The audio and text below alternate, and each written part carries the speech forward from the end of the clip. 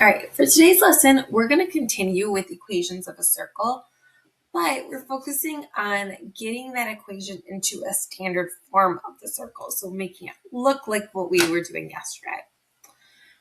And this requires some algebra, so we want to use completing the square, which you might have learned in Algebra 1. You'll probably definitely be going over it in Algebra 2 as well, but we'll give you some review on how you complete the square. So first thing we want to do is solve the equation. So we have x squared plus 6x minus 36 or minus 136 equals 0. So our step one is always going to be moving the constant, which is the number without the variable, to the right-hand side of the equation. So I'm going to take that x squared plus 6x minus 136 equals 0, and I'm going to move that constant over. So I'm going to add 136 to move it over, add 136 over here, and then we're left with x squared plus 6x equals 136. So that was our step one.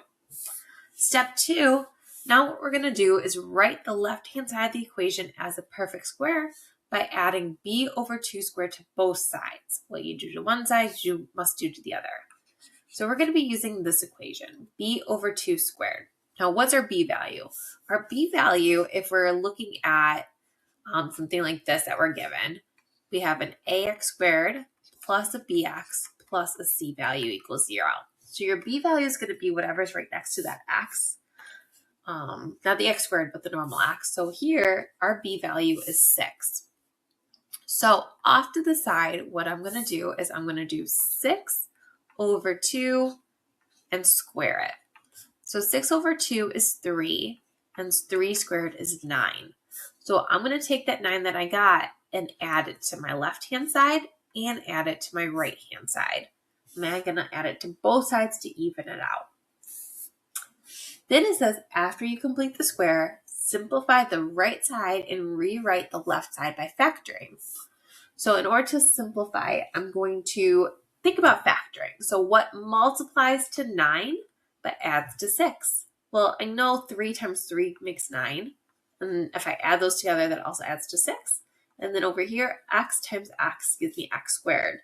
So what that does, that gives me x plus a 3, because the 3 is positive, and then another x plus 3, because I have x and 3 here, equals 136 plus 9, and 136 plus 9 is going to be 145.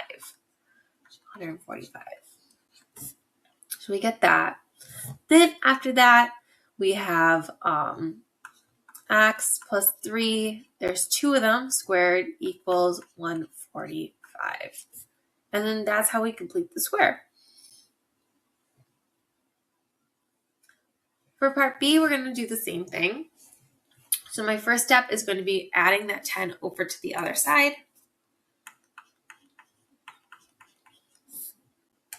So we get x squared plus 16x equals 10.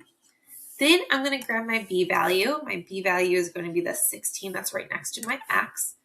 And I'm going to figure out what 16 divided by 2 squared is.